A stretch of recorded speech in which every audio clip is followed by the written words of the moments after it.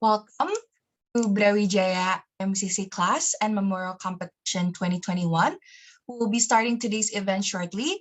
For all of the participants, please prepare yourselves and turn on your camera.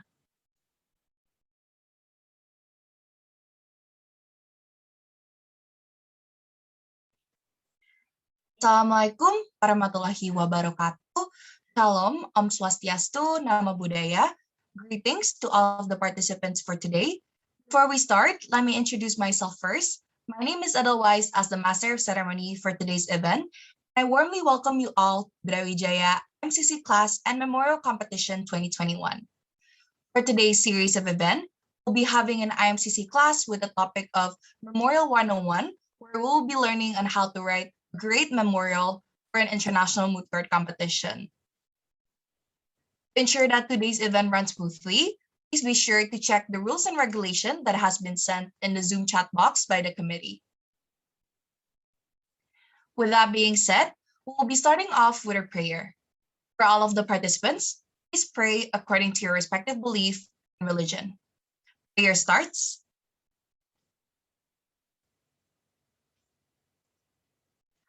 Prayer ends. Moving on to the next agenda, we'll first sing the Indonesia Raya Anthem. For all of the participants, you're encouraged to turn on your camera and sing together.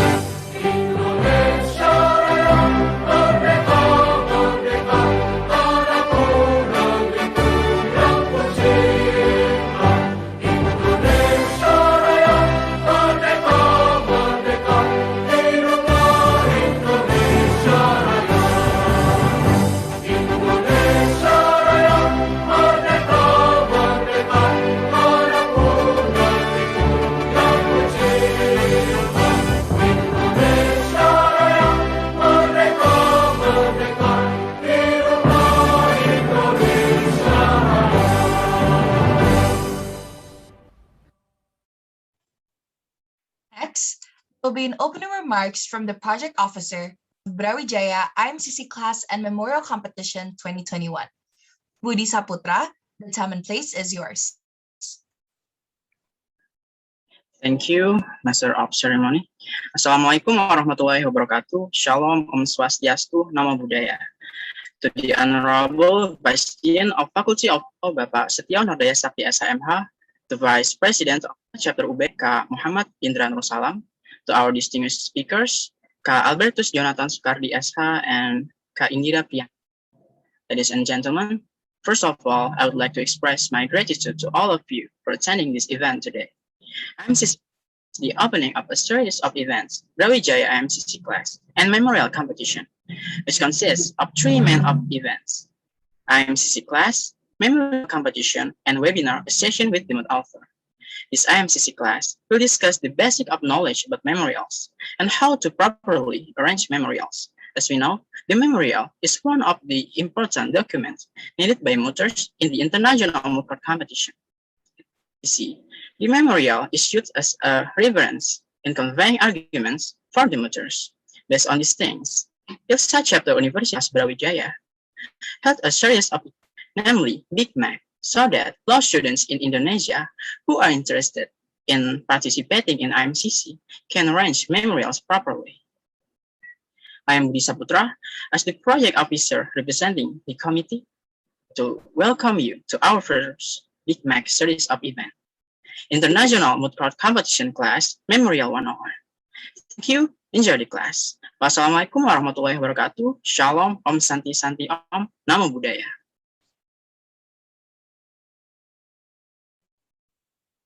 Thank you, Budi, for the very warm welcome. Next, there will be an opening remarks from the Honorable Vice President of International Law Students Association, Muhammad Indra Nur Salam. The time and place is yours. Okay, thank you very much, as always, for the introduction. Good afternoon, everyone. On behalf of our organization, ILSA Chapter Universitas Brawijaya, I would like to welcome all of you distinguished participants on this event, which is titled IMCC Class Memorial 101. Welcome to all of you. Before we get started to this event, I would like to sincerely thank both speakers, Indira Priyandani, a mutter from Universitas Pajajaran, and Albertus Jonathan Soekardi from Suwito Suhardiman Edi Merti Cardinal Legal Consultants, who I'm sure are very capable, skilled, and experienced individuals in international moot court competitions and in the making of memorials.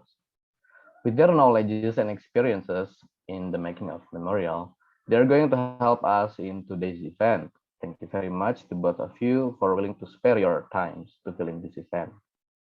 Also, I would like to express my sincere gratitude and acknowledgement to our International Law Moot Affairs, with its Big Mac committee, especially the project officer and vice project officer of this event, Budi and Mawar, and also to all the other parties who generously have sacrificed their time, energy, and efforts for making this event come together and become possible. Thank you so much to all of you. We couldn't have done it without you.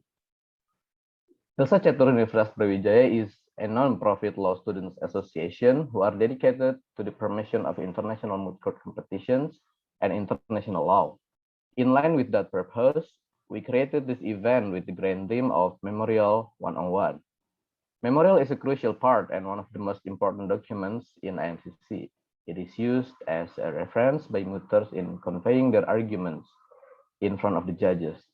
This event aims to guide mooters or soon-to-be mooters on how to learn to make a well-structured memorial, which will make it easier for the mooter during the trial.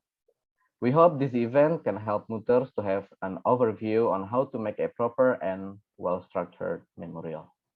I hope this event will be beneficial for us all, and I hope we're going to have a great afternoon through this event. And without further ado, let's get this event started. Thank you. Otherwise, I'm giving it back to you. Thank you all. Thank you so much, Indra, for the very warm welcome. Next, there will be an opening remarks from the third Deputy Dean of the Faculty of Law, Universitas Brawijaya, Dr. Setiawan Nureja Sakti. The time and place is yours. Assalamualaikum warahmatullahi wabarakatuh. Good afternoon, all of the participants of this meeting. Today, I feel very happy that ILSA Chapter International Law Students Association, one of several students' councils in Faculty of Law Brawijaya University, holds an activity that called as Big Mac Brawijaya IMCC Class and Memorial Competition 2021. I believe that this is such an interesting activity, and I'm sure that this activity will give so many usefulness for all of the participants of this activity. I thanks for all of the participants that has participated, joined in this program. The committee gave information to me that participants of this program comes from so many universities in Indonesia. So I would like to thank for your coming. I expect that this activity will give usefulness for you. And I expect that all of the participants of this program would like to join these activities until the end of this program that will be started from today until next month. Finally, on behalf of the Dean of Faculty of Law Brawijaya University, I declare this Big Mac 2021 that held by ILSA Chapter Brawijaya University open. Very much. Wassalamualaikum warahmatullahi wabarakatuh. Thank you so much, Dr. Setiawan Widyasakti, for the very warm welcome and for the opening remarks. We have finally reached the main agenda for our event. Before that, I would like to introduce first to our moderator, Firiawan, who will accompany us for the rest of the event. Firiawan is a student from the Faculty of Law, Universitas Brawijaya, batch 2018. He's a staff of International Law Moot Affairs, ILSA, Chapter Universitas Brawijaya from 2018-2019. He also has numerous achievements and experience in the world of IMCC, such as an observer for the Indonesian national rounds of the Philip C. Jessup Moot Court Competition 2019, a delegate for Novice Arbitration Moot Court Competition 2019 in AIAC Malaysia, head delegate and second runner-up of Intention ILSA Universitas Erlangga 2019, and a quarter-finalist of Internation ILSA Universitas Erlangga 2020. With that being said, Dave Firawan, the time and place is yours. Right, thank you, Master of Ceremony. Good afternoon, everyone. Allow me to reintroduce myself. My name is Dave Firawan, and I will be your moderator for today's event. I would like to welcome everyone to the Brawijaya IMCC class and Memorial Competition, di mana kita semua dapat mengenal dan belajar lebih dalam soal IMCC, khususnya tentang memorial. Memorial seperti kita tahu adalah salah satu bagian terpenting dalam sebuah IMCC, dan kita sebagai mahasiswa hukum harus belajar lebih dalam tentang cara untuk menyusun atau mendraft sebuah memorial yang baik. Okay, without further ado, I would like to introduce you all to our first speaker, yaitu Kak Albertus Jonathan Soekardi. Albertus Jonathan Soekardi is an associate at Suwito Suhardiman Edi Murti Kardono Legal Consultant. He has graduated from the Faculty of Law Universitas Indonesia and has numerous organizational and academic achievements. President of the 59th Philip C. Jessup IMCC achieved the best memorial in the competition in the Indonesian rounds and placed in the top 32 teams in the international rounds.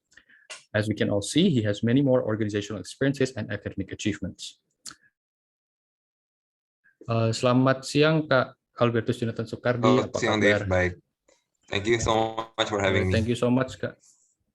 Yes, thank you juga for giving your time and udah mau bersedia menjadi pembicara di acara ini. And I'm sure semua participants ini sudah nggak sabar ya untuk menerima ilmu dan inspiration dari Kak Albertus dalam menyusun memorial khususnya ya. Apalagi buat participants ini yang sedang mengikuti memorial competition-nya atau bahkan mungkin participants yang ingin memulai mooting career mereka.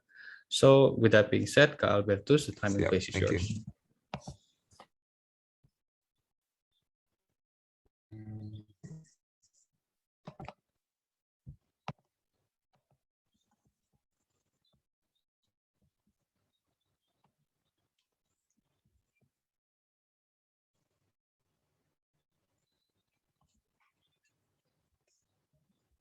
Okay, is my screen visible now? Yes, sudah. Okay, everyone, good afternoon. Thank you so much for having me today. Terima kasih kepada ILSA Universitas Brawijaya, Pak Setiawan. Terima kasih atas kesempatannya. On this occasion, I would like to, based on committee's instructions, maybe share a bit of my experience and a little bit of knowledge, if I can refresh, since I've not been muting for several years. And we will together review and go through some basic and fundamental understanding on legal memorials, especially in context of international moot court competitions. So we're not talking yet about gugatan perdata, surat penyidikan pidana yang praktis dan di kehidupan nyata. Tapi bear in mind that this is memorial specific in the context of international mooting. And later, I think Kak Indira will bring us the more technical side on the writing method of the legal memorials. So before I start, to make the session more interactive, I think based on the committee and moderators' approval as well, you guys participants can just raise your hand or maybe just jump in and cut me out if you have a spontaneous question or if there is any explanation I bring which is not really clear. Okay, thank you. So I'm going to speak about the basic stuff on legal memorials. We are going to go through it, like for the first one, what exactly is a memorial? As you know, and as we know about court practice, arbitration, and in those proceedings, there is always A versus B, an applicant versus respondent.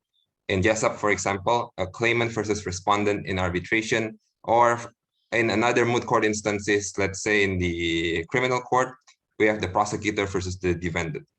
So you have two adversaries face to face before a judge, a panel, or a tribunal. Each side want to convince the court that their side should win. So the way to do it is you argue your side using a written form called the legal memorial. So it is a persuasive written form of your submission and arguments containing facts, legal arguments, and several other formalities which you submit to the court, yang intinya mengatakan, court, please menangin sisinya gua, karena fakta menunjukkan bahwa dia yang salah, hukumnya itu berpihak pada sisi saya, dan sebagainya. In short, that is a memorial. The name differs per competition or per court, for example. You can call it a legal brief, a legal memorial, memorandum, memo, whatever. But essentially, it's a persuasive writing you submit for your side to convince the court. This is a bit of a JESUP brief from the ILSA website on what a memorial is. Apologies. Sebelumnya di sini semua pada baru atau ada yang pernah muting sebelumnya? Atau mungkin pernah ikut Nation-nya Unair atau high school court atau apa? Boleh chat nggak teman-teman?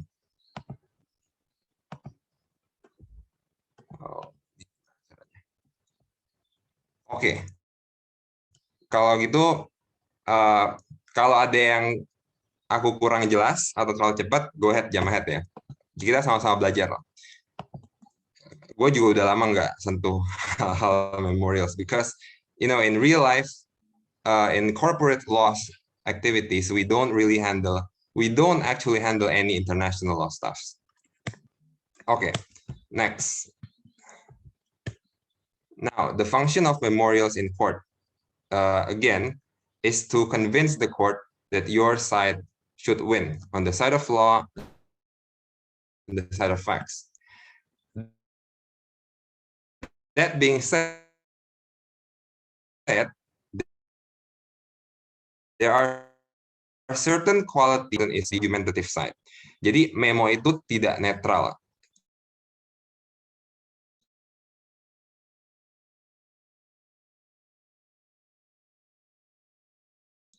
And from my seniors, my lecturers, my advisors, that kok tulisan kamu ini kayak essay, nggak kayak legal memo. So when you write a legal memo, it's only for the claimant side or the respondent side. We are not writing a full comprehensive essay, thesis, sesuatu yang bersifat akademis. Kita pasti masukin pandangan pro-nya apa, pandangan kontranya apa, alasannya apa, di balik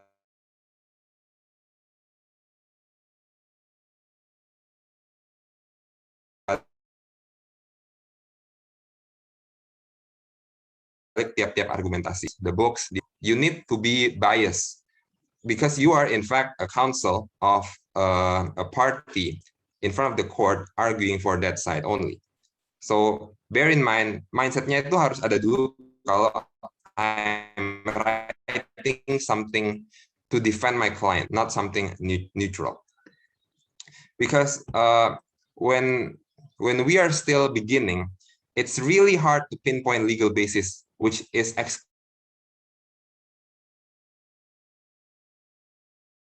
exclusively used for your side. Misalnya, I want to argue about just a topic, misalnya, the use of unmanned submarine under international law. Kalau menulis essay, pasti gampang. Karena pandangan yang pro kontra banyak. Ada yang bilang, unmanned submarine itu harus diperlakukan sama kayak kapal. Jadi dia tunduk pada konvensi UNCLOS. Ada yang bilang itu bukan kapal, jadi dia bisa bebas berkeliaran di mana-mana.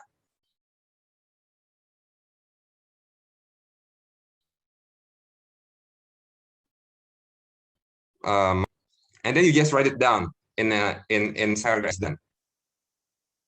And when I submit that to my coaches, and they say that ya kita harus milih yang mana yang legal basis untuk applicant, put it for the applicant, and for the respect is an argumentative and non-neutral paper. The second point, it has to be persuasive. Persuasive in the sense that you use the correct and the right amount of facts and law. Again, karena ini legal writing, bukan paper atau argumentative paper essay biasa, you gotta have the legal basis. If you have the legal basis and you have the facts, you want to make it persuasive by choosing the right words, using the right sentence structure, active sentence, pemilihan kata. Misalnya kita JESAP, kita mau berargumentasi bahwa negara itu nggak boleh menyimpan dan mengembangkan nuklir. Jadi we say misalnya there is a customary international law that states cannot develop nuclear. Titik. This is because the ICJ opined in its advisory opinion that blah blah blah. Titik. That's a common way to argue. What is the argument? What is the legal basis? But you can add some flavors. You can add some dictions to emphasize more. For example, there is an overwhelming practice by the states of A, B, C, D in the Middle East, Europe, Asia Pacific, and all unanimously opine that nuclear development is prohibited. And jadi pemilihan, kalau dengan legal basis yang sama, tapi dengan pemilihan kata yang berbeda, ada sense of persuasiveness yang berbeda juga. Nah, and then the third and fourth, I think, will be focus specific and fact based. Fact based is because when we talk about law, and in mooting especially, I have always been taught that it's 60% facts, 40% law. And we know about the IREC FIREC, and those kind of structures. Coba bayangin, kalau di IREC, yang penting itu faktanya atau hukumnya duluan. Menurut saya sih itu pasti faktanya duluan. Karena tanpa faktanya, hukumnya jadi nggak berguna. Kita nggak melakukan application of law to the facts kalau nggak ada faktanya. Jadi fakta itu paling penting nomor satu. Dari faktanya apa, baru kita cari hukumnya apa yang bisa digunakan untuk mendukung posisi kita. Focus specific is important in mooting in a sense that, especially in JESAP, in international law, there are a lot of general legal concept. For example, human rights must be upheld. But there are different contexts of human rights. Apakah konteksnya itu human rights dalam konteks budaya, dalam konteks perang humaniter,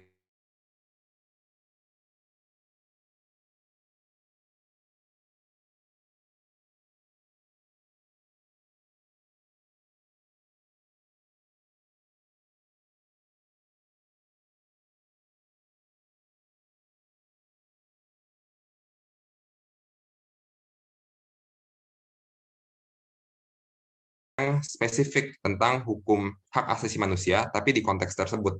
Jangan misalnya kasus tentang human rights violation di konteks humaniter dan peperangan, kita terapkan semerta-merta ke konteks lain.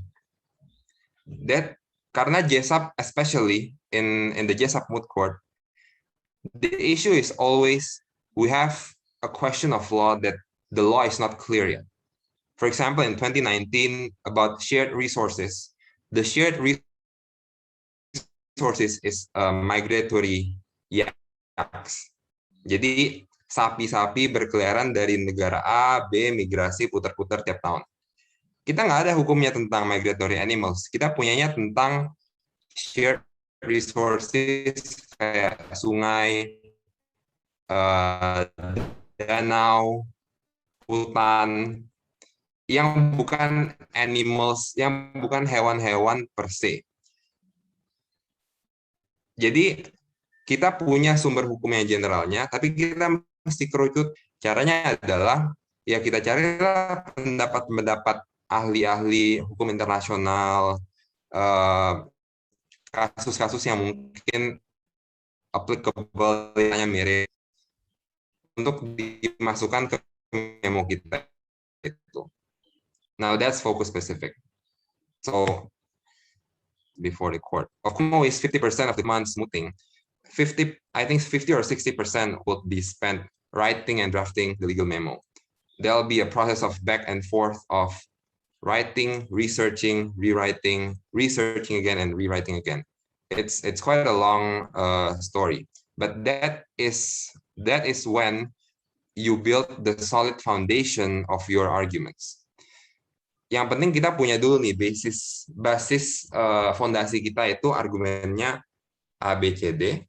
Tapi nanti ketika kita lanjut ke sesi pleading, in the oral submission stage, you can use the memo to strategize your pleading submission. For example, you have 20 minutes of pleading and you cannot bring all the claims. You can simply say to the court, Your Excellencies, I refer to my written brief or memorials for the claim of A and C. I will only bring D and E in front of this court. Jadi ketika kita bicara tentang konteks penilaian JESAP-nya, argumen kita tetap dianggap lengkap gitu, karena at least you have written all in your memorials. And then in moot court especially, written memorials help you in predicting your opponent's arguments. I think in almost every moot, the submission of applicant and respondent memo is on the same deadline, except for the FIS moot, if I wasn't mistaken. So during those 3 or 4 months, you construct arguments for both sides.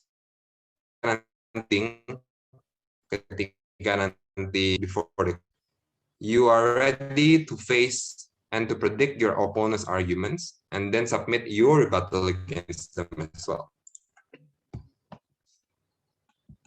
yeah, I guess that's some basic understanding about what a memorial is, how important that is, and the main function. Sorry, committee, how much time do I have left here? Is it 10 minutes?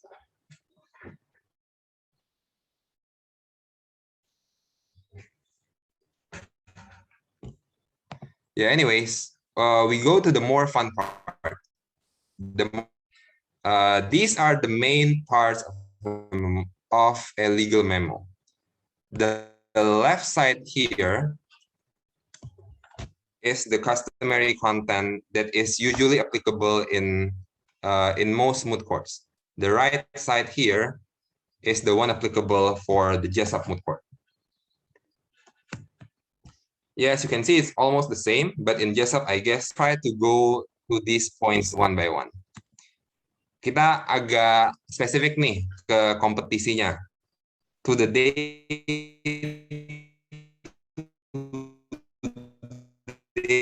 writing of the memo. It's easy and I like designing, so usually this part goes to me. Different moot courts, different rules. As the left side here, the 644A, this is JESAP style. I think usually the rules is always the same. You gotta have the ICJ logo and then the name of the case, siapa applicant, siapa respondent, and memo for the applicant. The middle one and the right side, these are for FIS and IMLAM. For FIS and IMLAM, I think they have more freestyle way of drafting the cover page. These are not really important, but for the JESAP especially, if I wasn't mistaken, all of these words, yeah, they are accounted to your word limit. If I wasn't mistaken, again, JESAP word limit is about 9,000 to 9,500. You can check in the rules. So all of these words will be accounted in your word limit. Just bear in mind. After several moot court experiences, and reading the JESAP brief and instructions themselves, I think it's quite clear that the first impression of your cover does not really matter. So yeah, you can make a beautiful cover page for your satisfaction, but that should not be too of concern for the scoring part. Next is the table of contents. This is the more important part. First of all, in JESAP, you always have 4 claims. So you will in JESAP have 4 main points, 4 prayer of reliefs. In VIS, IMLAM, or other moot courts, maybe 5 to 7, maximum 8, I think.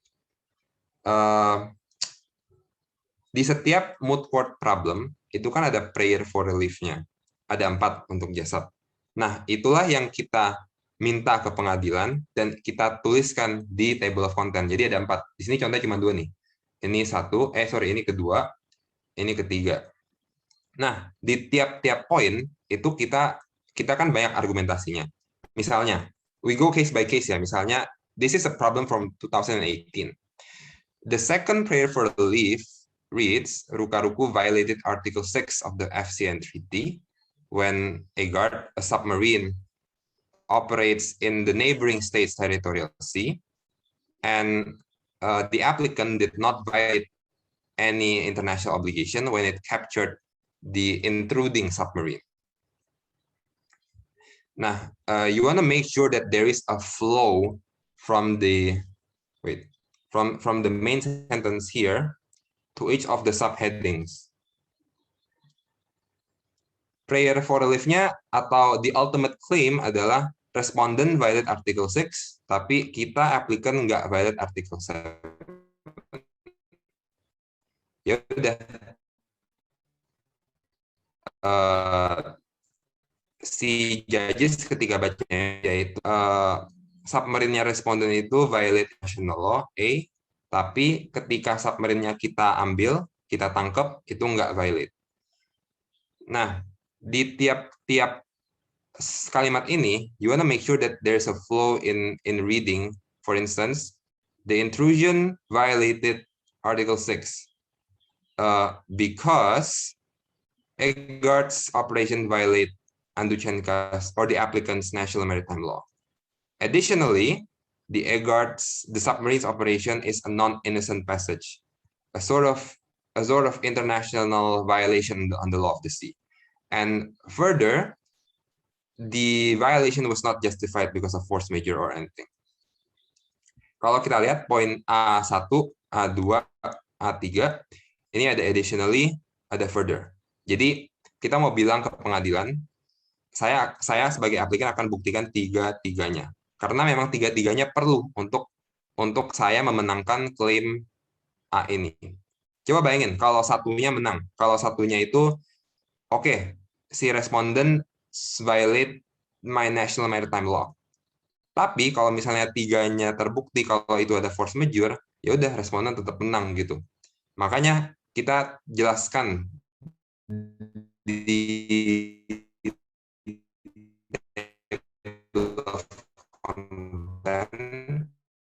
ada violation. This because mechanism reading is also applicable for each subheading. For example, you want to say the EGART's operation constitute non-innocent passage because it operates not on the surface, it is prejudicial. In the table of contents, you can win the court's or the judge's heart in your point of law. Misalnya kita argue tentang innocent passage ini, ya udah elemennya secara hukum emang ada dua, dia harus on the surface, dia nggak boleh prejudicial. Atau misalnya you wanna argue human rights violation, jadi poin gedenya itu there's a human rights violation, lalu subheadingsnya the action is not proportional, it's not necessary, it's violating legitimate interest misalnya. Jadi dari hasil riset kita jadiin ke poin-poin spesifik gini.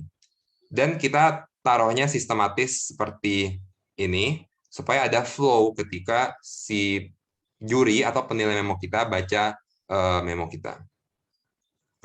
Now, the basic and most important point will be this prayer for relief itu tinggal nyontek dari mood problem.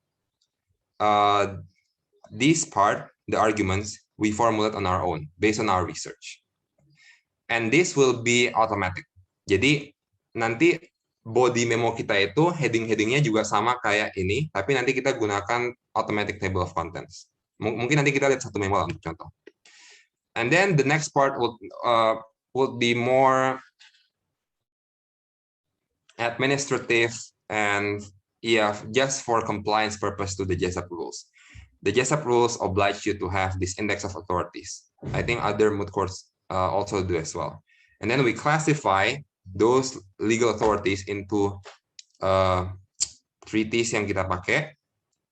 Misalnya UN documents, UNGA, UN resolution, others, ICJ cases, and then other international arbitration cases. Kalau di JESAP itu sumber hukumnya kan ada beberapa. Article 38 of the ICJ rules. I think Kaindira will cover that later. Basically, in the memo, you will later stipulate and write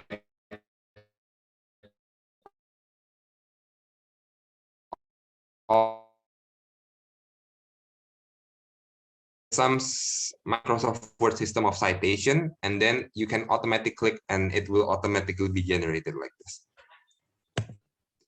And then jurisdiction is where you explain the ICJ's jurisdiction based on the ICJ statute and the rules of court. This depends on each year's moot problem. Kalau di JESAP itu intinya ada special agreement, ada compromise, ada compulsory jurisdiction. I think that's for you to look it up yourselves. This one we can just skip, I think. Questions presented is basically repeating the prayer for relief in a question form. For example, the claim is the harvesting of cows violates the applicant's obligation. And then the questions will be whether the harvesting of yaks violates blah, blah, blah. Simple as that. But yeah, these are the formalities that the JESAP rules require us to put in our legal memo.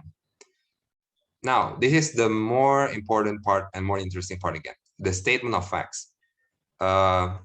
we will be asked by the moot organizers to summarize the moot problem in different perspective, and the applicant and the respondent. And you cannot just state the facts as is, but you need to frame them to your liking.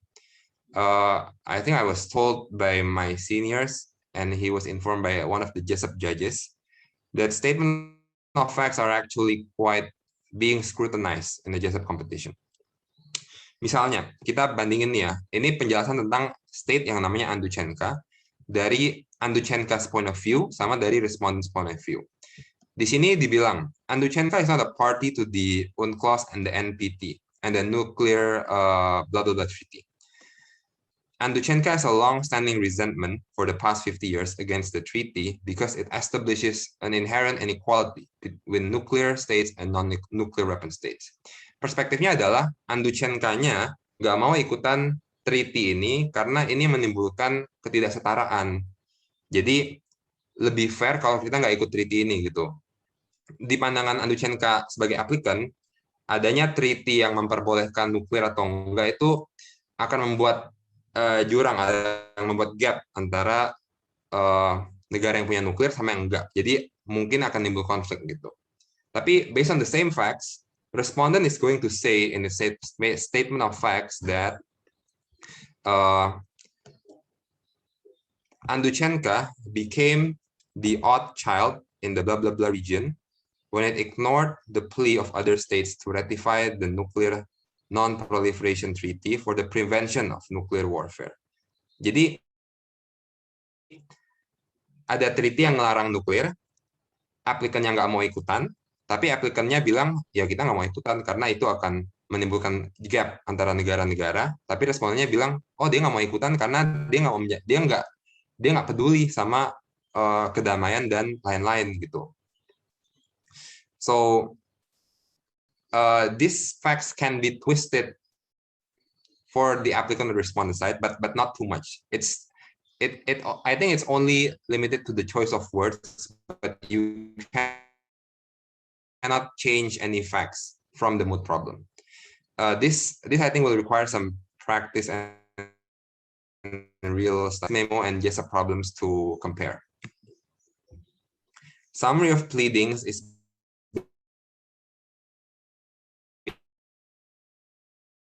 basically like a synopsis or executive summary of the main, like respondent violated the FCN treaty because the sub was not in apa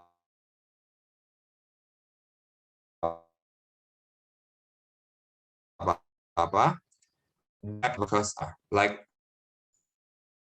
several sentences. The main part of the memo is the main pleading or the main arguments part, where you elaborate each points you state in the table of contents. Kan table of contents banyak tuh, ada I1 gede, A gede, 1, 2, 3 ABC. This is where you elaborate each point. Basic rule, the correct IREC or FIREC structure. It is not applicable for all cases, tapi most of the time for applicant mungkin correct structure, for respondent IREC or also correct structure. Ini again case per case basis. You need to be succinct but comprehensive because of the word limit.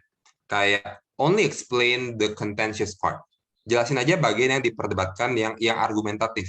Misalnya in JESAP case, misalnya kita bilang applicant and respondent are parties to the treaties of A, B, C, D. Itu nggak usah explain lagi di bagian memonya, karena explainnya di bagian statement of facts. Di bagian main pleading, kita langsung jelasin artikel ini sudah terlanggar karena faktanya adalah ini, dan hukumnya gini, selesai. Jadi bagian-bagian yang udah tidak diperdebatkan di kontes lagi, itu nggak usah sebut lagi di bagian memo ini. You wanna make sure that you have also adequate the correct amount and quality of legal basis. Again, the specific case part I previously explained. Kalau case-nya tentang human rights spesifik di konteks misalnya indigenous people, ya udah fakta-fakta tentang misalnya deklarasi universal, ICCPR yang umum-umum itu sebutnya sedikit aja, tapi langsung to the point. Apa sih haknya indigenous people under international law gitu. So be specific, and then don't forget to link back and conclude.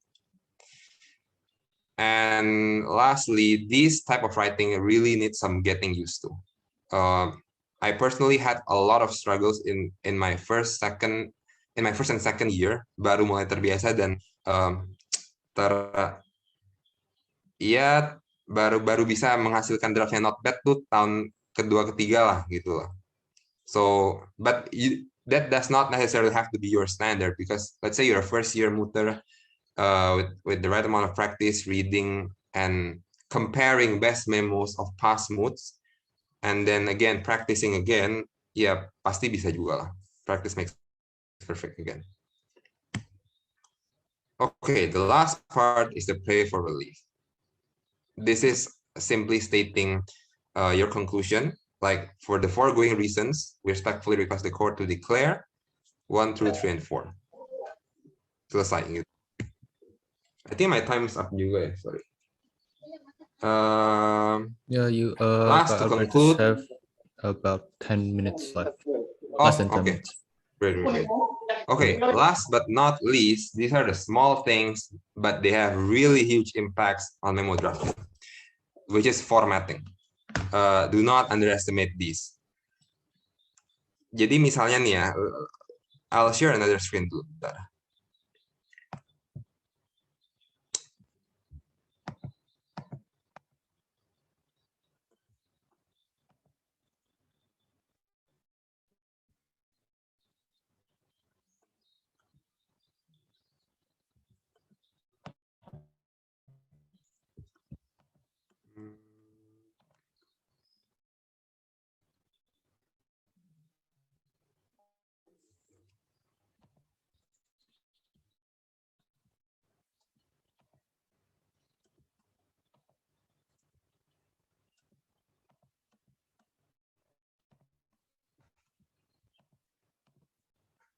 Okay, this is an example of a best memo from 2019.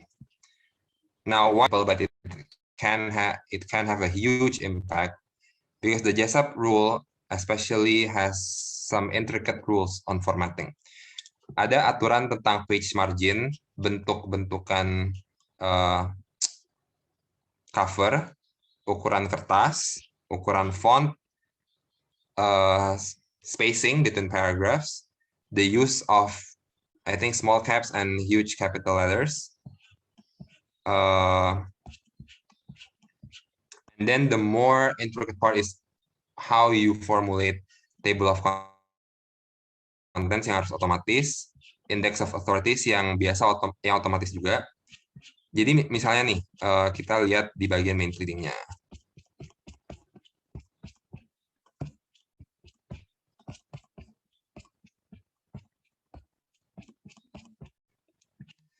Nah, JESAP will have rules for citation. I think it's called McGill Guide on Citation. You can look it up.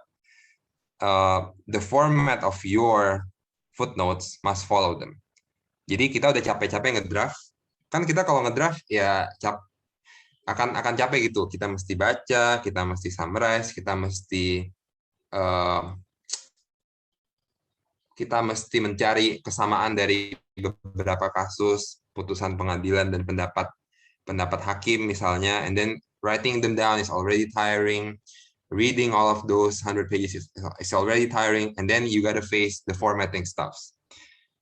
How you cite the ILC articles, how you cite an ICJ case, all of those are regulated in that McGill guide. So I think the formatting, the finalizing of the memo itself can take a week or less.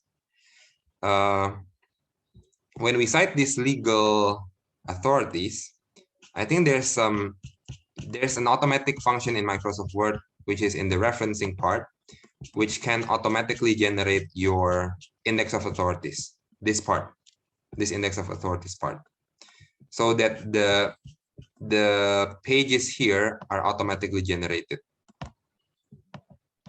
Do not do this manually at all, because that will cost you time, cost, and ya bisa bikin marah-marah yang nggak penting lah di tim gitu.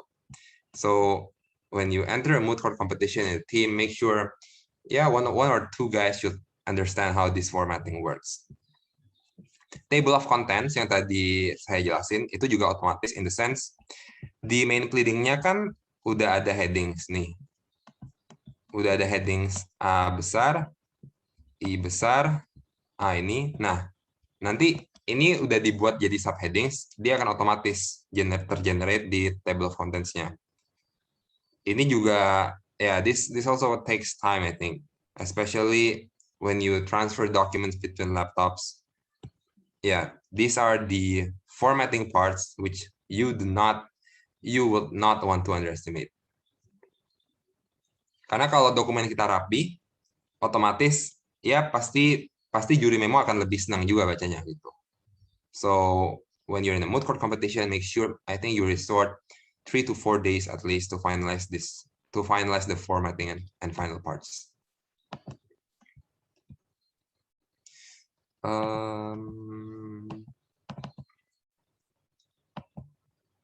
I guess that's all from me for the basic and fundamental parts of the memo, and the common and the customary parts, the structure of the memo. For reference, you can visit a JSAP guide document. I think you can just Google it and it will pop out in the ILSA link. And the JSAP recently introduced this sort of Memorials 101 guide for us. For a beginner especially, I think it's quite useful. I think this is still new. It's 2019 or 2020. Definitely not there yet in my year. So that is all from me. Thank you for your attention. And I guess if we have any time left, I know that the Q&A session will be at the last part, but I think you can ask me some questions if there's anything you want to ask. Thank you. Okay, thank you so much, Kak Albertus, for your very insightful materials. Unfortunately, we are running a little bit short on time on your part, so I think we will save the question and answers at the end of the material session. So for those of you yang punya pertanyaan apapun terkait materi yang sudah diberikan oleh Kak Albertus, atau mungkin mau nanya langsung tentang experience yang Kak Albertus ngalamin selama mission memo atau IKM, boleh sekali, namun mohon disimpan waktu di akhir acara di Q&A session. Boleh dipersiapkan nanti waktu saat Q&A session bisa langsung type in your questions in the chat box. And now I would like to introduce you to our second speaker. Before that, Kak Albertus, do you mind closing your screen? Okay, thank you so much. Okay, now I would like to introduce you to our second speaker for today, which is Kak Indira Priyandani. She is a law student in FH Universitas Padjadjaran from 2018 till the present. She also has many notable organizational experience and academic achievements. She is currently the Vice Chief Coordinator of International Moot Court Competitions in the Moot Court Society of FH Universitas Padjadjaran.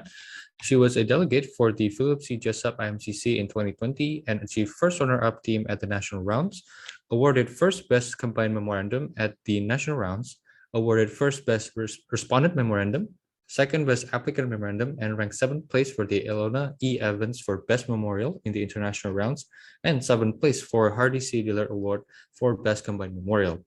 She was also the head delegate in JSUP 2021 and achieved 7th place for best memorandum in the Asia Pacific rounds and 7th place overall teams.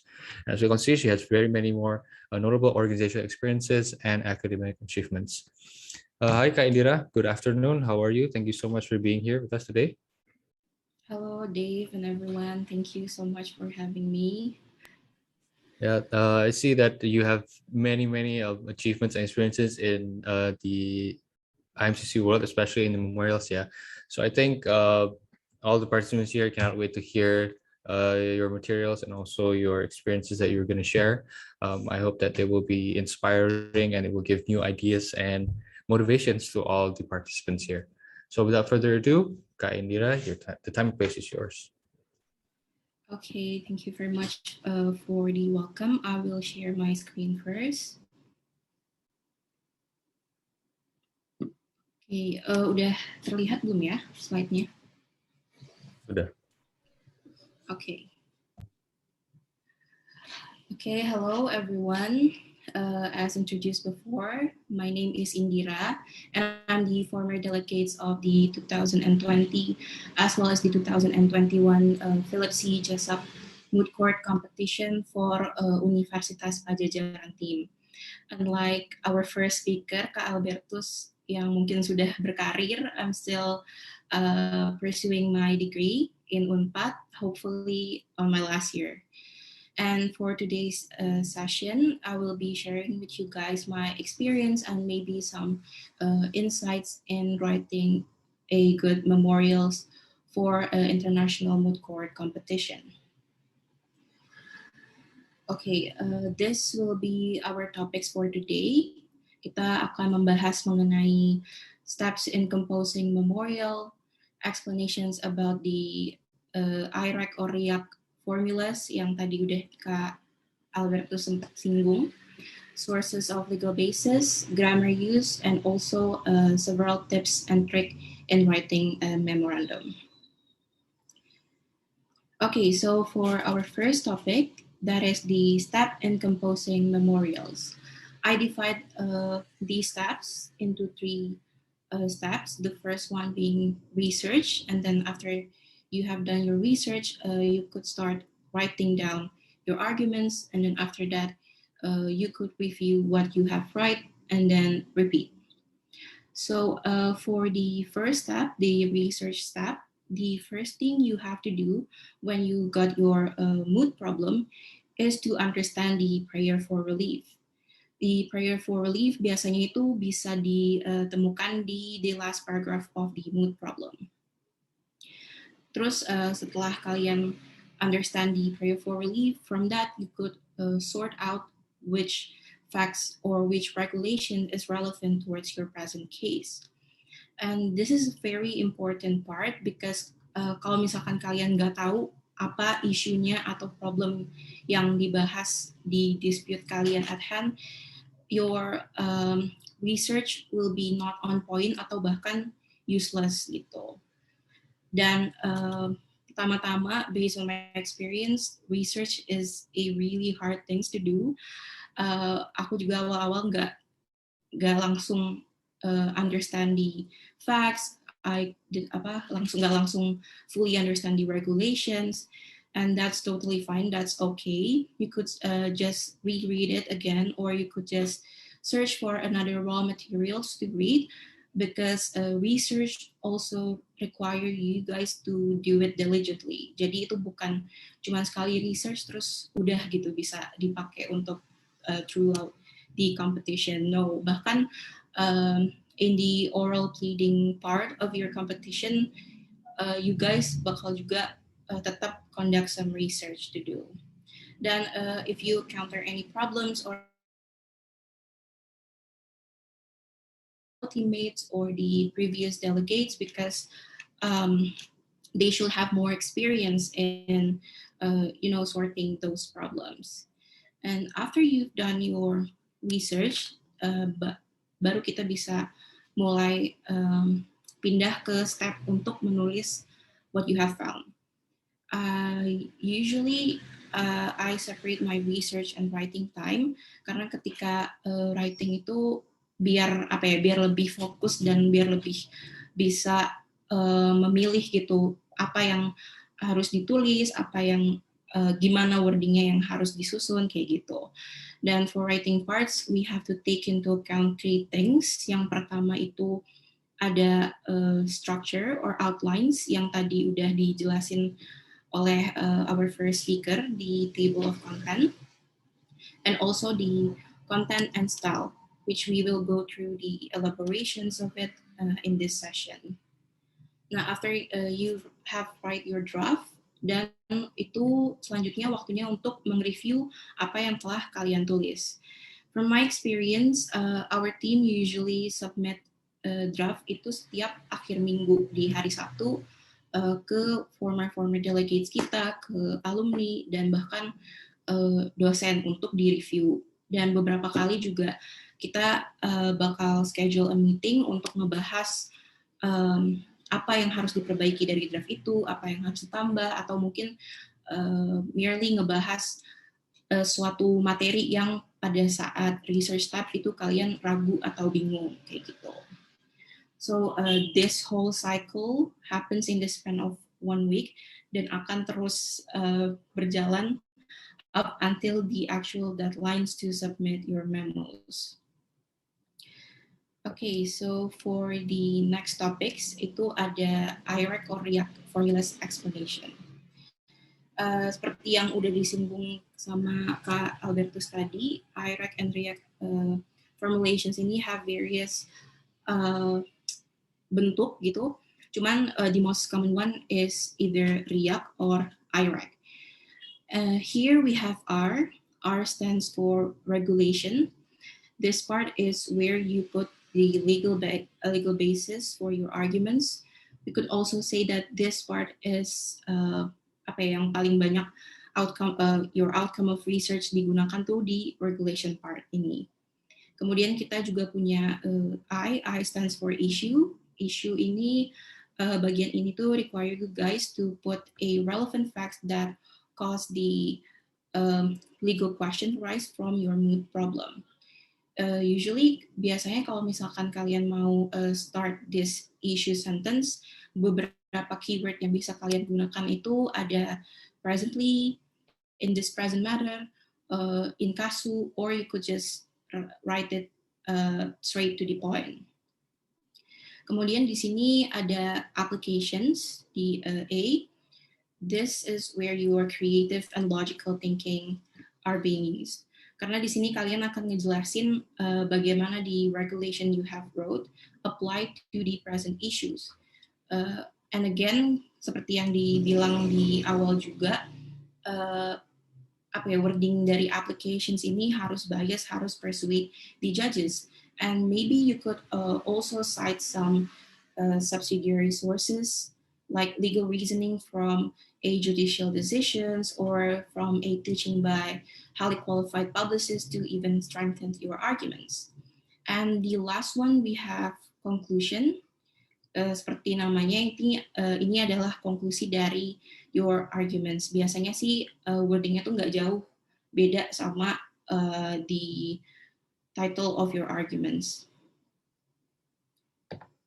Oke, di sini aku punya an examples of the formulation being used to form an arguments. I'll give you guys a few seconds to read it on your own.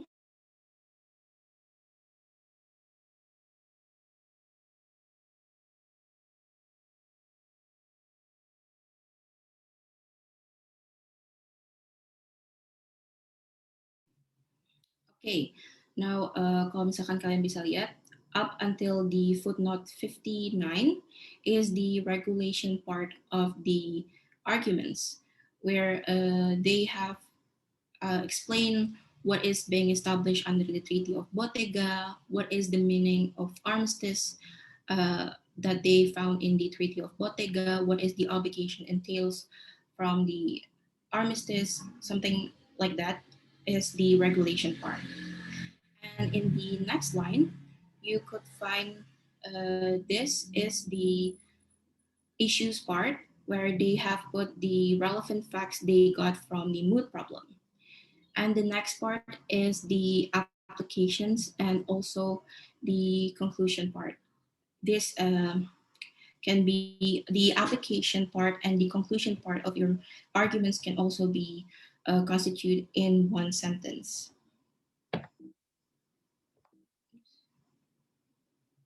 Okay, now for the next topic is the sources of legal basis. Sources of legal basis ini kurang lebih yang akan mengisi the regulation part of the formulas or even just a mere guidance for you guys to conduct your research. And Article 38, paragraph 1 of the International Court of Justice Statute, the ICJ statute, shall be your base regarding the sources of legal basis. And here we have two classifications of the sources. The first one being the primary sources, the international convention, the international custom, as well as the general principle. And you have also the subsidiary sources, and that is the judicial decision and teaching of highly qualified publicists. Now, for the international convention, you could also refer it as treaty, charter, covenant, agreement, etc. International convention ini might be the first one yang harus kalian cek. Biasanya juga dijelasin di mood problemnya gitu apa saja treaty yang telah di-ratified oleh applicant and respondent. Jadinya mungkin pertama-tama kalian harus ngecek dulu apakah ada relevant provisions from that treaty that you could use to build up your arguments. Also, in using provisions from a treaty, you might want to take into account also the regulations under the Vienna Convention on the Law of Treaty, or VCLT. In there, you could find the definitions of treaty, how a state be bound to a treaty, how to interpret a treaty, basically anything about a treaty between states. Now for the point B, we have international custom, or you could say it also as a customary international law. A customary international law is a general practice of state that have been accepted as a law. From the definition itself, kita dapat menarik bahwa customary international law itu have two requirements. Yang pertama itu ada uniform and widespread state practice, and also yang kedua itu ada opinio juris. Opinio juris itself itu adalah the convictions felt by state that a certain sort of conduct are being required by the international law. Mengenai customary international law ini sendiri, di ICJ udah beberapa kali membahas di judgment-nya. Contohnya itu ada di the Nicaragua case and also the North Sea Continental Shelf case. Dan mungkin untuk teman-teman biar lebih paham lagi mengenai customary international law, I suggest you guys to read documents yang dibuat oleh International Law Commissions or ILC.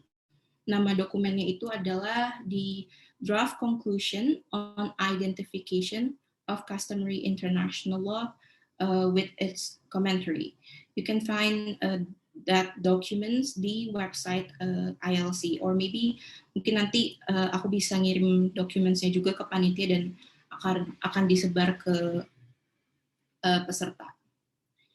Kemudian kita juga punya general principle. General principle is a principle that is recognized in all kind of legal relation, regardless of the legal system to which it belongs. Contoh dari general principle yang mungkin teman-teman udah pernah dengar itu adalah prinsip pacta sunt servanda and the principle of good faith. Okay, now kita sampai pada bagian subsidiary sources. Yang pertama itu ada judicial decisions. Judicial decisions ini memang nggak binding ke states di luar dari kasus atau sengketa yang sedang di-adjudicate oleh court, but still you could refer to the past cases if such cases have a similarity in issues or context towards your present case. Gunanya untuk apa? Itu untuk lebih mempersuade judges or even readers untuk berpihak ke argumen kalian. Same goes with the teaching of highly qualified publicists. Although itu nggak ada binding power, tapi kalian tetap bisa nge-cite teaching by HQP itu sebagai persuasive legal basis. Contohnya itu di ICJ, di case Kali Kisah Dudu Island, they have recognized ILC report as one of the teaching of highly qualified publicists. Another thing about the classifications of the sources, the primary and subsidiary source. There will be some instance when the primary source used between the applicant and the respondent itu sama. Dan biasanya kalau misalkan udah kayak gitu, adalah paling perangnya di wording yang udah disebut juga sama Kak Albertus di awal, dan di subsidiary sources ini. Either sites yang bisa ngebawa atau bisa menemukan kasus yang lebih, they have a better legal reasoning atau lebih similar towards the present dispute usually will prevail. Okay, so the next part is grammar use in writing memorial. We have reached to the challenging part of writing memorials in my personal opinion, especially kalau misalkan kalian nggak menggunakan bahasa Inggris sebagai bahasa sehari-hari. Tapi obviously a right and good English grammar itu dilihat kayak past tense, past perfect, and many other more. Itu pasti dilihat, cuman yang mau ku tekankan di sini adalah try to make your sentence wording is as simple, as clear and direct as you can. Bahkan my senior pernah ngomong juga, bahkan ketika orang ngebaca nih, tapi orang itu tuh have no legal background, nggak tahu apa-apa tentang hukum, harus harus ngerti apa argumen yang lagi kalian deliver di memo kalian, kayak gitu. Dan to achieve such criteria, use active voice instead of passive voice. Di sini ada contoh dari keduanya, di mana teman-teman bisa melihat kalau misalkan active voice ini terlihat lebih direct dan powerful to deliver the arguments. Who did what? Also, teman-teman juga bisa melihat tuh di previous past memos untuk melihat gimana cara mereka menyusun wordingnya atau bahkan mungkin menyusun the structure of their arguments in general. Untuk JASAP itu sendiri, biasanya ILSA selalu ngepost their best memos di websitenya ilsa.org. Mungkin jadi teman-teman bisa langsung aja melihat ke situ. Dan mungkin juga kalau misalkan teman-teman tadi the example that I bring, dia juga pakai semuanya itu active voice rather than passive voice. Okay, we've reached our last point for this session, adalah tips and trick dalam penulisan memorandum. For me, the first thing to do is always remember your objective of research. Sometimes ketika kalian udah berbulan-bulan research, udah baca beratus-ratus pages of materials, itu tuh bisa ke distract gitu dari objektif arguments kalian. Nah, makanya harus selalu remember the objective of your research, and that is the prayer for relief. Nah, tapi ini bukan berarti teman-teman harus kayak cuma bisa melihat dari sisi kalian aja. Misalkan you assigned it the roles of respondent, then you could only see through the perspective of the respondent. Jangan begitu, mungkin teman-teman juga bisa sesekali ngelihat dari sisi di applicant-nya, the opposite sides, untuk grasp a better vision of the question presented. Also, the next one juga teman-teman bisa membuat matrix, tables, summary, notes, atau berbagai macam bentuk apapun untuk menjadi guide teman-teman selama your mooting journey.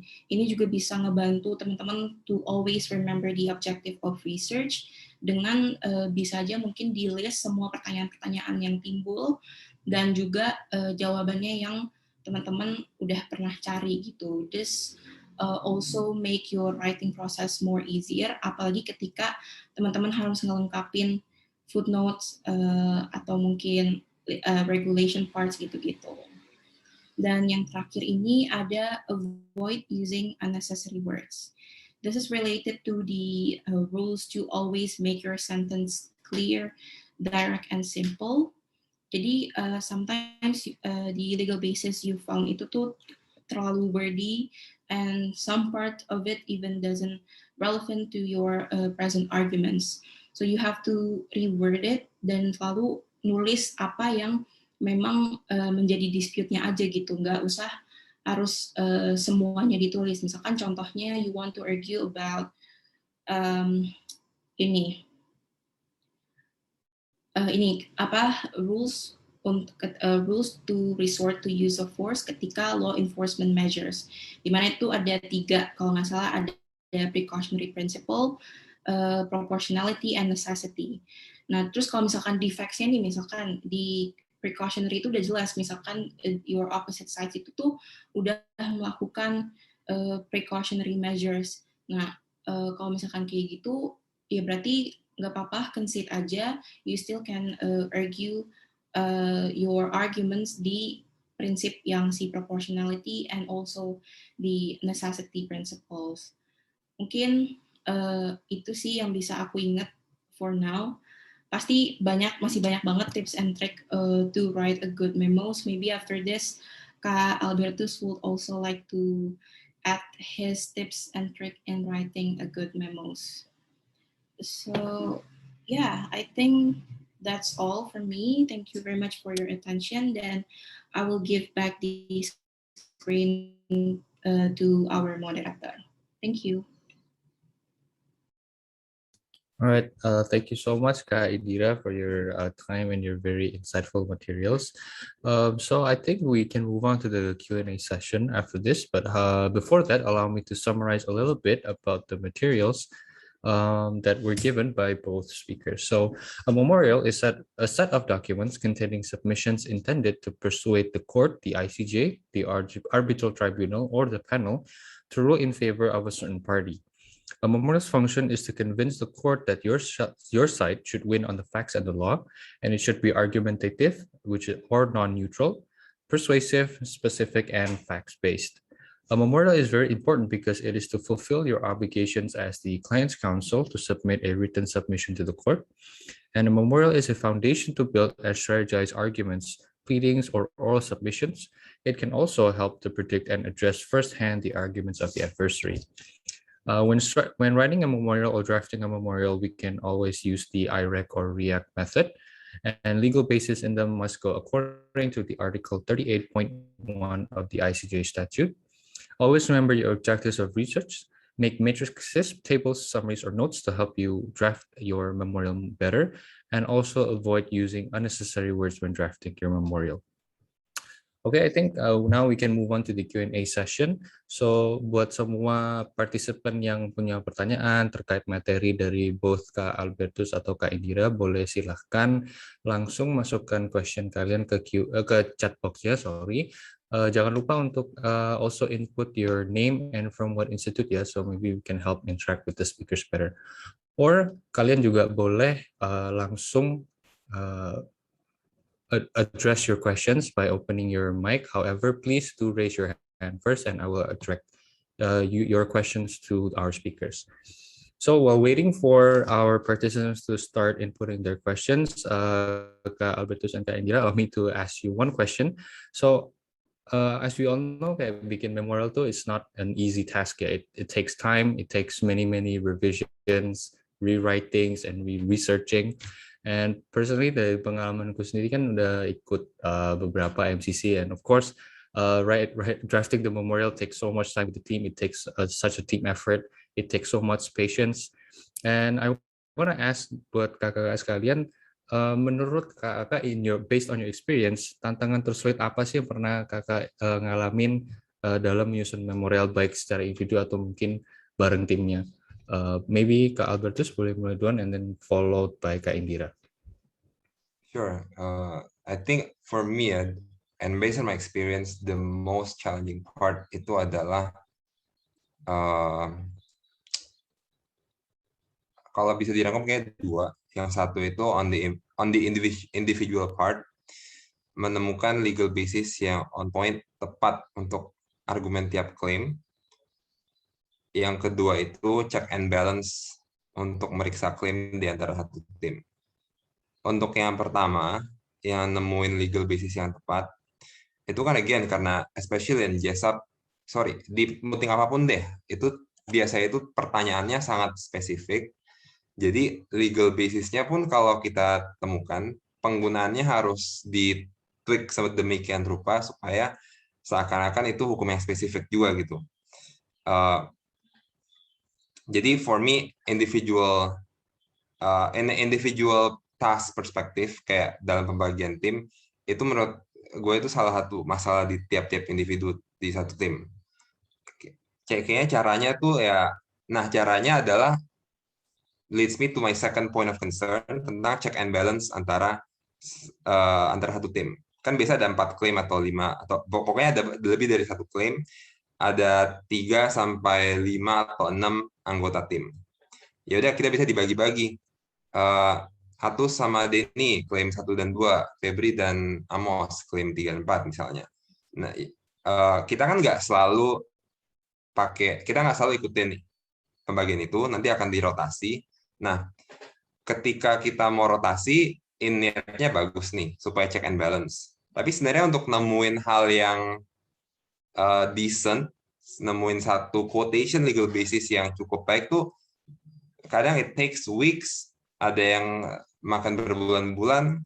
Jadi, ketika kita mau rotasi per minggu per bulan, itu jadi worthless juga, karena uang gua sama dia belum dapat apa-apa, kita mau ditukar ke klaim lain gitu. Kasarnya sih kayak gitu. So in the amount of limited time, in the abundant research we need to do, finding the correct legal basis and then doing a team check and balance mechanism is for me a really hard thing to do, yang sangat-sangat menantang. I guess ya itu sih dari gua. Maybe from Indira yang udah menang best memo pasti ada yang lebih jelas lagi nih tipsnya. I would differ. Oke, mungkin langsung ya. For me personally, waktu awal aku ikut IMCC itu, my biggest challenge in writing itu adalah bahasa Inggrisnya. I never nulis apapun dalam bahasa Inggris, bahkan kayak story atau segala macam itu before joining di IMCC. Jadi for me personally, kayak untuk individualnya itu adalah untuk review lagi basic grammar yang udah diajarin di SMA gitu mungkin. Dan yang kedua juga kurang lebih sama kayak poin keduanya ke Albertus, itu check and balances dari tim. Mungkin kalau misalkan di Unpad sendiri sih kita nggak ada rotasi gitu ya, tapi cuman kita emang dari awal kalau misalkan aku udah megang misalkan respondent submission 1 and 2, ya udah akan megang itu. Mungkin nanti pergantiannya bisa aja kejadiannya tuh mungkin pas seleksi oralis kayak gitu.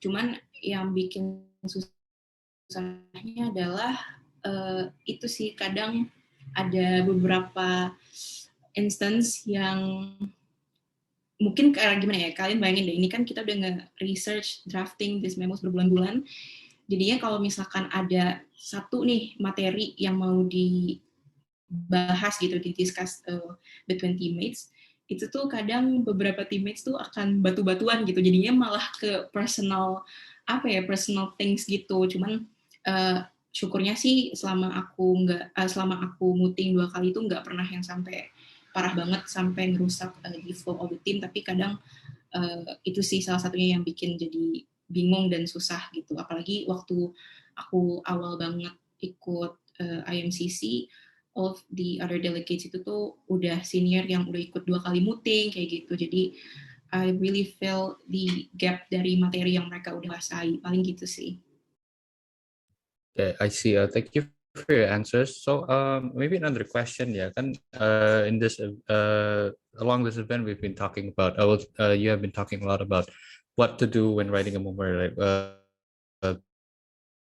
the tips and tricks. Dan juga kalau misalnya kita ikut IMCC kan kadang we have to review to our coaches, to our seniors, and also maybe to our lecturers gitu.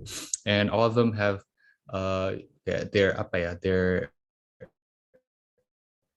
input atau mungkin their insights on our memorials. So I would like to ask, based on your experiences, is there any any things that you notice that we should not do when drafting a memorial. So we've been talking about what to do. So now I would like to ask, kira-kira ada nggak sih dari kakak what not to do when drafting a memorial?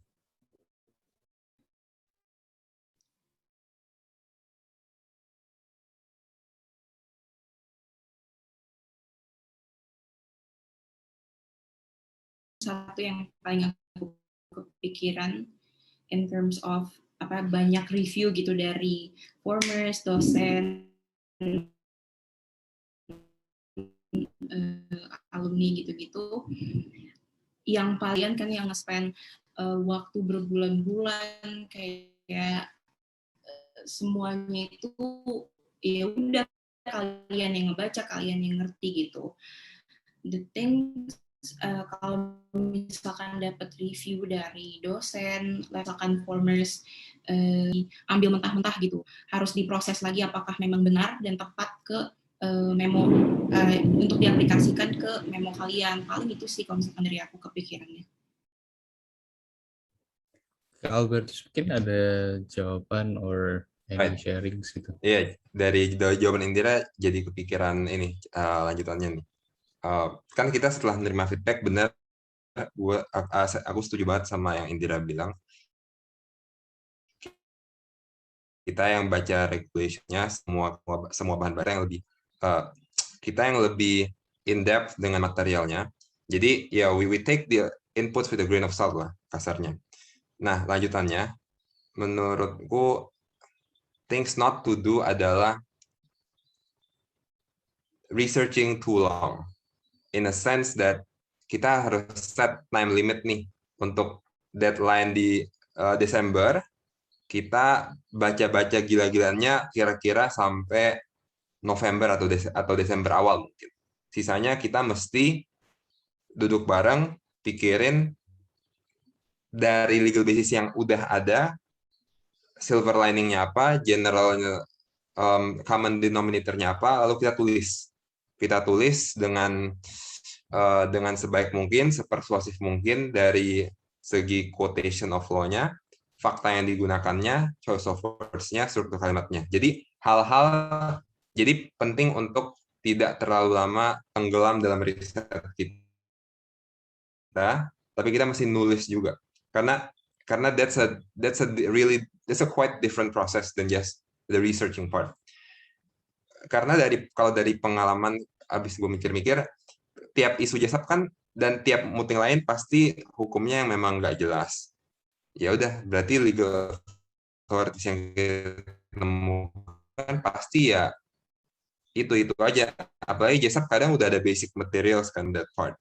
Dan karena ini muting, ini lomba, ini bukan kehidupan nyata, sisi applicant responden, claimant responden sudah didesain sedemikian rupa supaya masing-masing argumen ada loophole, ada kelemahan yang bisa diserang-serang masing-masing.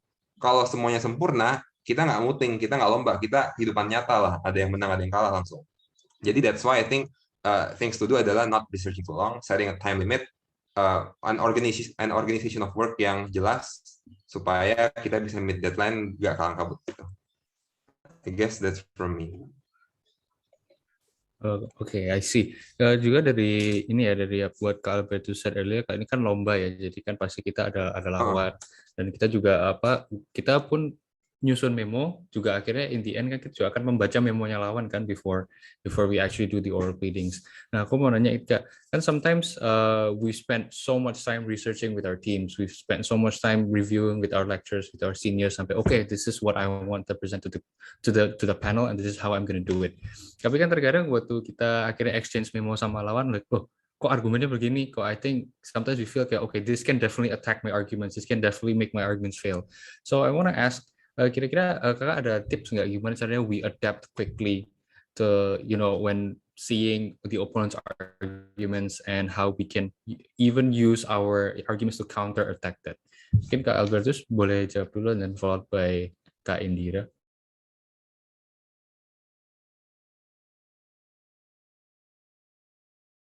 Pertama kalinya kenapa bisa kayak gitu dulu ya, karena again dari legal basis yang umum, kita argue hal yang spesifik. Jadi caranya pasti beda. Nah, cara adapt-nya kita coba dengan satu atau dua hal. Ini mungkin abstrak dulu ya. Ini konkretnya gue coba cari contohnya. Coba try to fit the opponent's arguments to your own skeleton or submission. Contohnya tuh gini nih, misalnya, bentar, tak mikir dulu. Oh, yang enggak.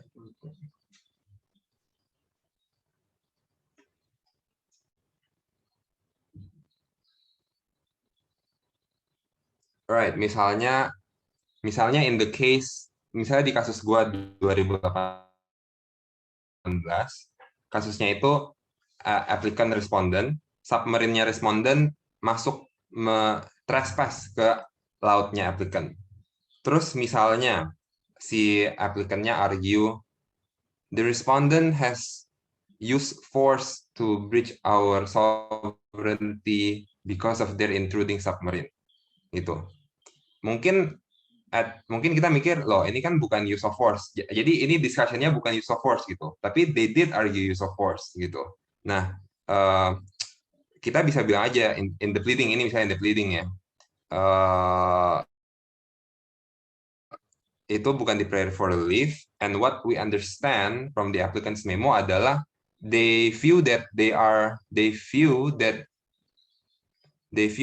breaching our sovereignty gitu.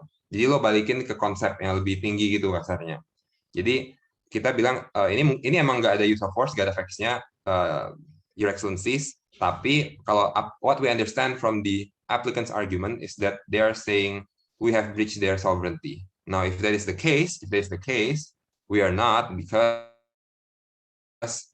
because of blah blah, which is your submission lagi gitu. Jadi kasarnya itu try to fit in their submission to your arguments. Kurang lebih itu sih, kayak it's kind of case per case gitu. Mungkin Indira ada contoh yang lebih gampang dicerna. Ya, mungkin kalau dari aku sendiri sih, pertama-tama biasanya our team tuh ketika menerima memo lawan, kita tuh buat matriks dari their arguments gitu, untuk lebih ngetahuin gimana sih seluk-beluknya dari arguments lawan itu. Nah, sebenarnya sama sih, kurang lebih sama Kak Albertus, kayak di try to understand from their point of view dan direct lagi ke arguments kalian. Atau mungkin kasus lainnya adalah misalkan sebenarnya sih kalau misalkan mereka misapply facts atau issues atau misalkan regulations, itu sebenarnya sangat menguntungkan di kalian gitu. Jadi di pleading kalian tinggal bilang aja, oh kayak tadi nggak ada faktanya nih, Your Excellencies, atau misalkan the applicant has misapplied the law, Your Excellencies, what are being disputed here itu apa gitu, misalkan kayak gitu. Mungkin juga sebenarnya kayak tadi yang aku bilang sih, untuk nge-counter itu sebenarnya balik lagi ke subsidiary sources yang kalian punya gitu, legal reasoningnya balik lagi. Kalau from my experience, kadang tuh beberapa questions yang kita coba bikin gitu pas latihan, beberapa tuh nggak ada jawaban pastinya. Jadi balik lagi harus pinter-pinter mempersuade judges dengan wording dan legal reasoning yang kalian punya gitu. Kenapa harus this court lebih ngejudge ke arguments yang kita punya, kayak gitu sih paling. Okay, thank you so much for your answers, Kak Albert and Indra. I see that we now have questions coming in from our participants. Yang pertama ini dari Budi untuk Kak Albertus. Apakah pengalaman kakak selama mengikuti MCC bermanfaat di dunia profesional? Yeah, the answer is yes, definitely. In two perspective, hard skill, soft skill. Hard skill dulu ya. Muting kan essentially belajar hukum, menerapkan hukum dengan cara yang benar, kayak in the common ways. Yeah. How to write, to speak, and how to write, speak, and read the law. Banyak prinsip-prinsip yang kita terapkan di day-to-day activities of mooting yang berguna di kehidupan profesional. How you pleading is essentially explaining a difficult stuff in a simple manner and understandable manner. In real life, lo mau jelasin konsep misalnya hak menguasai negara agraria kita ke bule-bule yang hukum tanahnya itu berbeda sama kita. Lo mau jelasin konsep oil and gas, forestry concessions ke mereka. The mindset itu kepake di situ. Jadi lo kerja itu seakan-akan kita sedang pleading hukum Indonesia itu kayak apa ke bule-bule yang mau jadi klien kita. That's in terms of speaking. Misalnya. In terms of writing, ya especially in being a lawyer and practicing law in both litigation and off litigation, how to write succinctly, how to write a memo like what Indira explained is applicable as well in writing legal memo, legal advice, legal opinion. Banyak banget contoh legal memo yang kayak panjang, tapi sebenarnya esensinya cuma sedikit gitu. So, how to write succinctly, pokoknya style dan prinsip dan mindset dalam nulis memo JSAP atau memo mooting itu simply langsung applicable ketika kita lagi riset, advice, atau ya kerjaan sehari-hari law firming gitu. Even if you're not working in the legal sector, ya berbicara dengan singkat, padat, dan jelas tuh hal yang penting juga. Lu mau jadi entrepreneur, mau jadi mau jadi businessman, how to explain things in order with a train of thoughts. Intinya kepake banget. On the other side, nih kan di ICJ, di JSAP misalnya, kita tahu sources of law, treaty, custom, qualified opinion. Ya udah ketika lu riset misalnya hukum Indonesia, cari dong tentang pembeli beli tekad baik misalnya. Oke, cari undang-undangnya, KUHP nggak ada. Ya udah cari legal case-nya ada atau enggak, peraturan menterinya ada atau enggak gitu. Jadi the same method of searching the legal basis is also applicable. Now, on the soft skill yang tadi lanjutannya adalah cara kita manage kerjaan di tim, cara kita komunikasi ke coaches, advisors, dosen, dekan, bahkan bukan dalam hal mooting doang, dalam nyari sponsor, minta duit, ketemu orang-orang baru di negara lain, bersosialisasi, jadi kepake gitu. So, both in hard skills and soft skills akan kepake banget, whether you work in law or not. Thank you so much, Kak Albertus, for that. Gitu sih kurang lebih kalau dari. Yeah. Thank you so much for your encouragement. So I think we can say that IMCC ini benefitnya banyak banget ya, even for our future careers, be it in law or not in law. So we have another question, yaitu dari Marinka. Hai Kak Albertus dan Kak Indira, dalam menyusun memorial, any tips untuk menghindari kalimat-kalimat yang redundant dalam memo kita? Dan juga dari pengalaman kakak sendiri, gimana buat nyusun kalimat yang efektif buat di memo? Mengingat ada word limit juga. Thank you. Mungkin Kak Indira boleh menjawab dulu, and then followed by Kak Albertus. Oke, mungkin yang kepikiran untuk saat ini secara konkretnya sih, kalau sistem di Unpad sendiri itu biasanya kita ada namanya finalisasi gitu. Jadi kayak H-2 minggu atau 3 minggu sebelum di actual deadlines of the memos itu tuh kita bakal run through benar-benar semuanya dicekin, mau footnote, mau titik, apa segala macam itu semua dicekin gitu. Dan di sini juga biasanya kita ngecekin apakah ada kalimat yang redundant, apakah ada kalimat yang harus dipotong untuk mengikuti word limit-nya ini.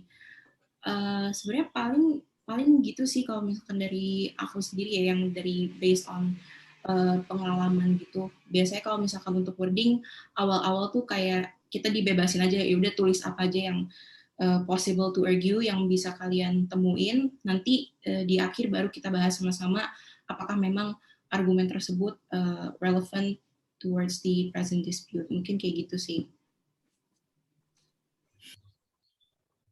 Mungkin Kak Albertus ada answer? Mungkin tambahannya kita bisa anggap itu ada pre and post audit of the draft memo, right? Kalau kita lagi tahap drafting, ya udah kita coba buat skeleton dulu. Apa aja sih yang mesti dibuktiin?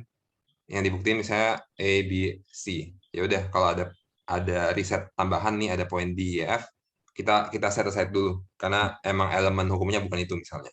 We stick with this three, lalu kita coba draft, lalu post auditnya ya udah teammate coba lu cek ini worthy atau enggak gitu. Kadang when we are dwelling too much on a certain claim, kita kan jadi otaknya kemana-mana gitu. Jadi kita perlu second eye, kayak Indira bilang juga. Tapi ini mungkin sebelum kita nimbrung satu tim bareng, ya udah kita minta individual member of our team yang si A gitu, coba lu lihat ini bisa di-cut nggak? Biasa orang yang nggak riset hal yang sama itu lebih jago nge-cut-nya gitu. Karena they are seeing it with new perspective, new fresh eyes. Kayak dia bisa lihat ini kayak nggak penting deh gua cut gitu. Karena when we do that, I think we are indirectly simulating how the judge will see our memo. Judges nggak baca case, nggak baca problem, atau mungkin cuma baca dikit. Jadi mereka pasti akan terganggu kalau misalnya ada hal-hal yang sebenarnya nggak necessary, redundant atau apa gitu.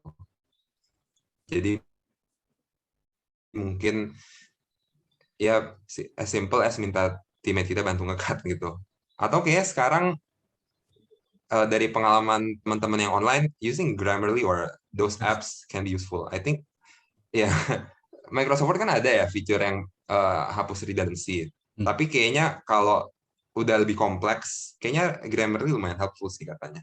Because my friends use it a lot as well in Office Works. So yeah, maybe give it a try. Let's see. So, we have another question. Ini dari Olivia.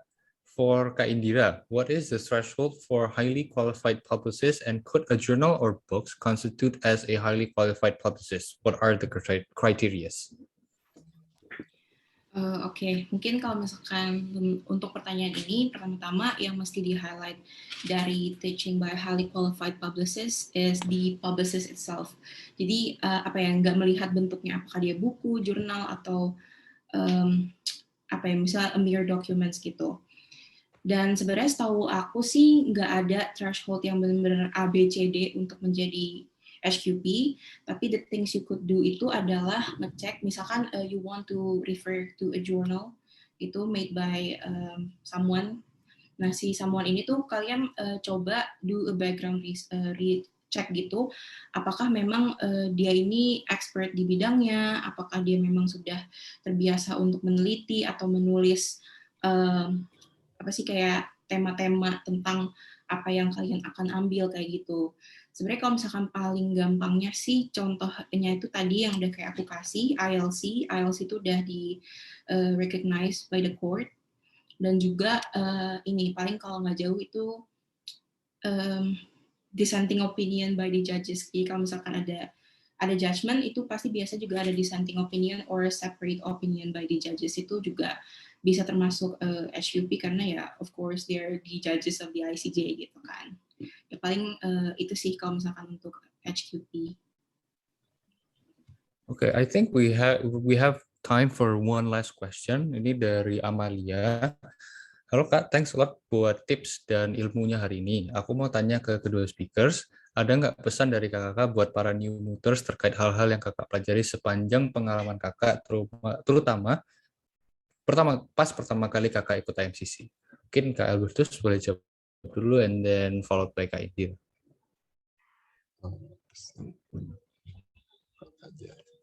Jadi kayak hal apa aja yang dipelajari gitu ya sebagai new mooter. Jadi kayak tips and motivations for new mooters, especially for those who are mungkin lagi ragu, should I do this, should I not, kayak gitu.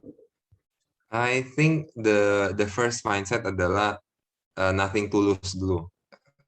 First hand. Soalnya ya kita masih mahasiswa, mooting is a really good opportunity again to train the hard skill and soft skill yang tadi aku sebutin. Another tips will be jangan takut berbuat salah atau ya sound your opinion, because namanya because the experienced mooters or our coaches bahkan kadang juga bisa salah segala macam. Terus mungkin a more relevant tip, misalnya kita ragu nih mau coba atau enggak, kadang nekat aja gitu, terjun aja langsung. Dulu aku pernah mikir, dulu itu seingatku pas ada seleksi FIS sama Imlam, jadi in the FIS selection I decided not to join, padahal bisa dan diajak teman gitu. Mindsetnya adalah I said to myself, aku akan belajar dulu CISG, ini, I will read all the books first, tahun depan aku akan coba gitu. Tapi it didn't happen gitu. Makanya lebih baik terjun aja, coba aja langsung and learn. Akhirnya ya udah, mooting pertama Imlam nggak baca apapun tentang shipping, charter parties, and etc. Puji Tuhan, alhamdulillah keterima gitu. Jadi don't be afraid, berani aja, sama emang mesti punya konsistensi dan grit gitu. I mean, if we wait for the motivation and etc., it's not as fruitful and consistent. Sorry, it's not as fruitful dibanding kita ya udah terjun aja konsisten gitu. Karena when you get into the team, mau nggak mau kita akan sukarela ataupun terpaksa ikut gaya kerjanya, lifestyle-nya, jadi it shapes you juga in a way. And yeah, I guess you will meet lifelong friends, I guess, from your mooting teams. Selain itu ya, tapi again kan ada juga yang dikorbankan. Nah, biasa dulu I was quite afraid about not having social life, tapi ternyata it turns out just fine. Ya intinya kalau teman nggak ninggalin lah kasarnya gitu. Tapi I guess this kind of stuff ya emang ya agak telltale sih. Cuma intinya lo nekat aja lah kalau mau terjun mooting. It's quite personal. Don't really have much to say anymore. Oke, mungkin dari Kak Indira. Oke, mungkin apa yang akan ku highlight juga sama, karena dulu waktu pertama kali nyoba IMCC juga aku modal nekat. Sama juga kayak Kak Albertus, awalnya itu aku pengen ikut seleksi untuk Asia Cup. Cuman mikirnya gitu tadi, ayo deh gue belajar dulu biar maksudnya kayak lebih bisa aja gitu nanti pas di selection and study group proses gitu. Dan itu sebenarnya aku lakuin beberapa kali, kayak aku udah sempat belajar duluan. Bahkan pada saat itu tuh aku belum dapat mata kuliah HI gitu. Dan ternyata turns out materi yang aku baca itu salah. Jadi gimana ya, bener lebih baik kayak langsung terjun aja, nanti belajar bareng-bareng sama teman-teman yang akan seleksi, atau mungkin nanti belajar bareng sama kakak-kakak yang udah experience di mooting kayak gitu.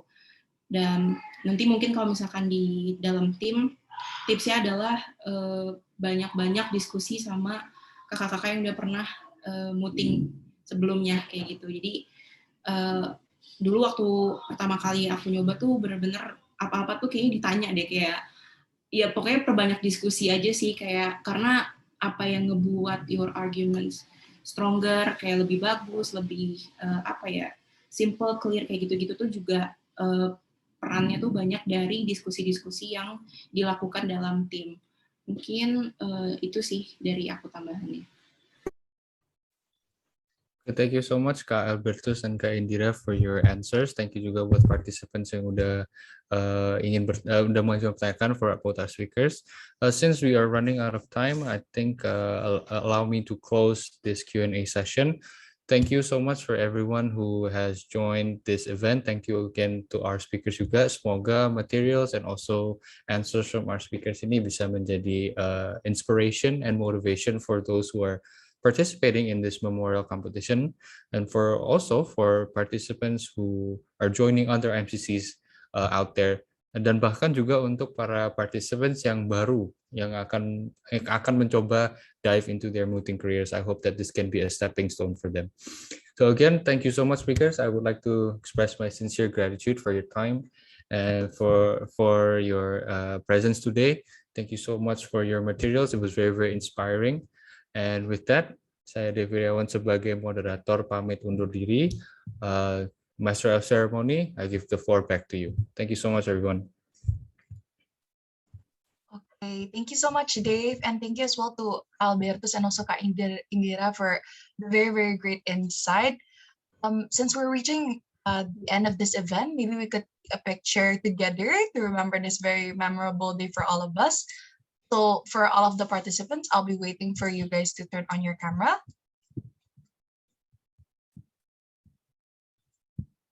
Okay. I'll be counting from 3 to 1, yeah? Okay, I'm waiting for more people. Okay. Oh, okay. 3, 2, 1. Okay, next slide. 3, 2, 1. Okay, thank you so much, everyone, once again. And other than that, I would like to also give a quick reminder for all of the participants regarding our chain of events. So we'll be having the memorial competition on the 19th of September until the 6th of October, 2021. And there will also be a webinar with the theme of a session with the Moot authors the 16th of October, 2021. So for those of you who are interested to join our webinar on the 16th of October, you can definitely still register yourself now at linktree/BICMAC 2021.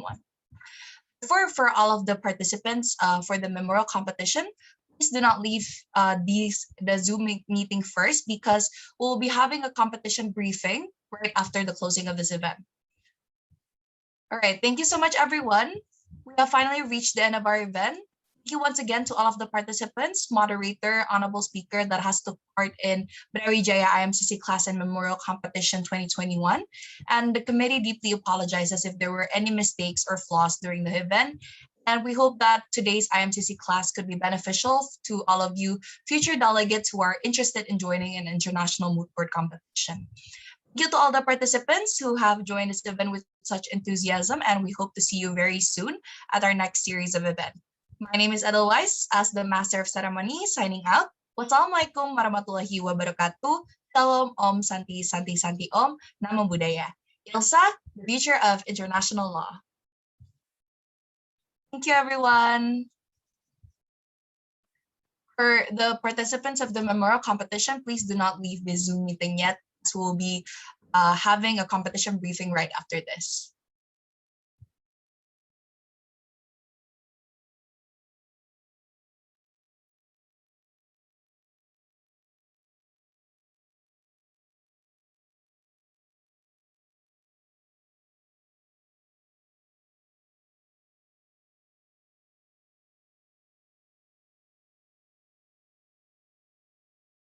Thank you semuanya for having me. Good luck for your future IMCC. Thank you all for having me juga. Thank you panitia juga ya. Thank you, kakak. Have a great day. Thank you Indira. Thanks all.